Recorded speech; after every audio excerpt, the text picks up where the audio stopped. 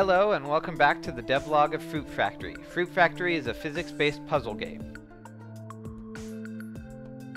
Alright, I realized during the devlog last week that we didn't really spend that much time looking at the actual gameplay and the different pieces.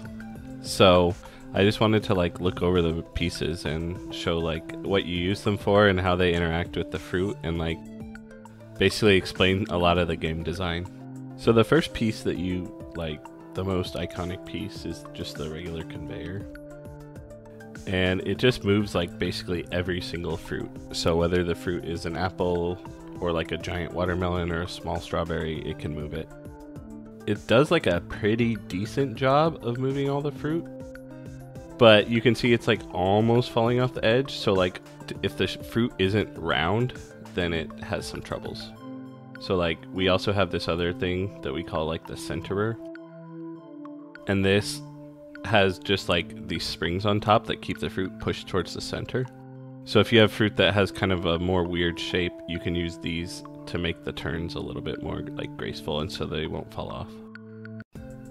So here when I'm looking at watermelons, if I just put a bunch of these, then they're gonna start falling off eventually. Just because they have a really strange shape. Yeah, see, they're already basically going crazy. It's not that bad. But if I replace the straightaways with these centers, then it's going to be way better, I think. There's kind of a lot of pieces that do stuff like this. Another way to solve it would be to put walls up. So this block is basically just a wall. So if I wanted to...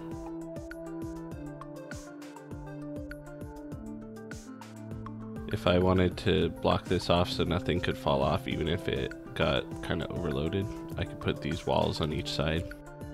And that makes sure that the fruit's not going to fall off onto the ground unless I want it to. We also have this funnel, which we're still working on, that works in a similar way, but for things that are moving downward. So it kind of centers them along the center. And also... slows them down. Later on in the game, there's fruits that are fragile, so if you throw them on the ground, then they'll break and you won't be able to deliver them, so the funnel helps in that situation.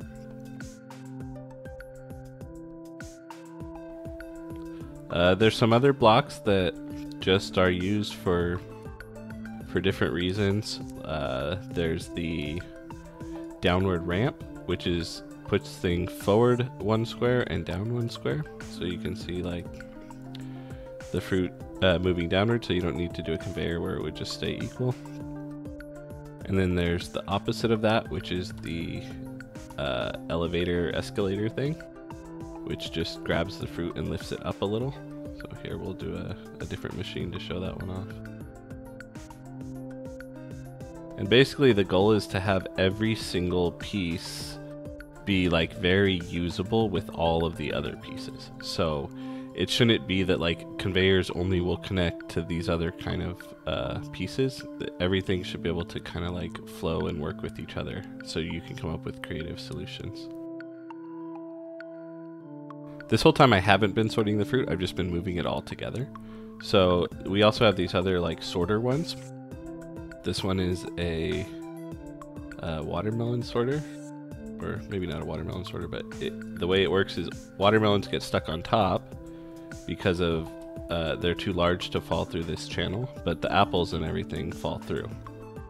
So this is the first way you learn to sort fruit. So if we put another conveyor under there and then move this elevator over to here, then we can start getting the apples into the apple box and the watermelons into the watermelon box. So this isn't a perfect machine, it's obviously got a ton of accuracy problems, but you can kind of use the pieces to start working on those problems. One thing that Jer wanted to talk about was the fact that each of the pieces in this update have a price tag on them now. So you could spend a lot of time to make this perfect machine with, walls covering every single aspect of it, so not even one fruit can fall on the ground. But you would be spending a lot of money, and we this week have introduced a star system, or like a rating system for the game. We created a star system, so to progress to the harder levels in the game, you must collect a certain amount of stars, and the stars that are awarded are through how well you do in the level. Every level allows you to gain 3 stars.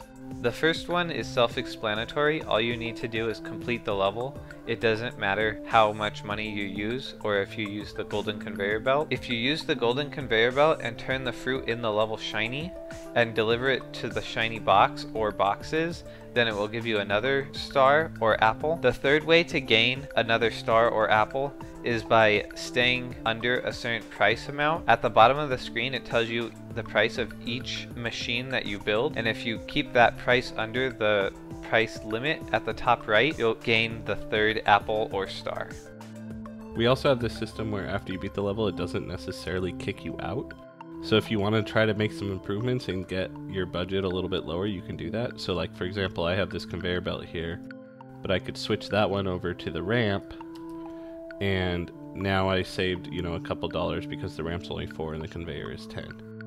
So we wanted to give you the option, like I could probably even do better if I got rid of this middle wall, and you could like really refine your machine if you're interested in doing that. There's a couple other sorters. This one works very similar to the watermelon sorter, except it only lets small fruit through, so you can see the strawberries falling through but the apples are not.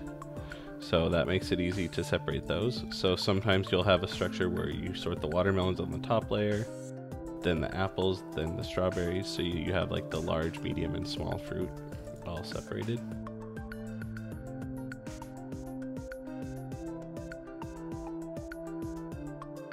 Everyone's favorite block during our testing is this spring, because it's actually very strong too, because it lets you cross conveyor belt systems without interrupting the fruit. So like these strawberries bouncing over, I could put another conveyor belt system right through here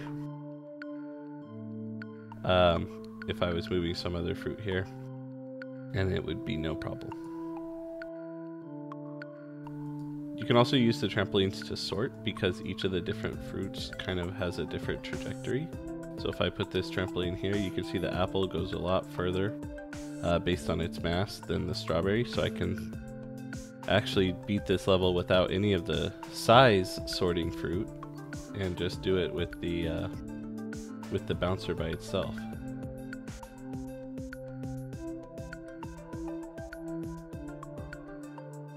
So yeah. There's a lot of other creative uses for these blocks. These are just our base blocks. We don't know if we're going to add any more at this point, but the way that you mix and match them, it really lets you make a lot of creative machines and get out of a lot of like very tight areas. We also have other blocks that you can't build, but that could be in the level. So for example, in this one, we have dirty fruit falling from the pipe. And so you have to, before you can sort it, send it through this washer machine, and you can see on this side it comes out red. This is really important because in some of the levels you have red and green apples, and how could you tell the difference between them when they're dirty? So like in this level, we have to send the apples through this cleaner, and then we could send them through this other machine that sorts according to color. So the apples come down through the pipe, go through the cleaner, now we can tell which ones are red and green. And then when they go through this color sorter here, you can see that all the red ones are falling out on this side, all the green ones are falling out on this side. And that's it for now. Feel free to join our Discord. The links are in the description. We would love to hear any positive or negative feedback that you guys might have. We're working on getting more of these out soon, and thanks for watching.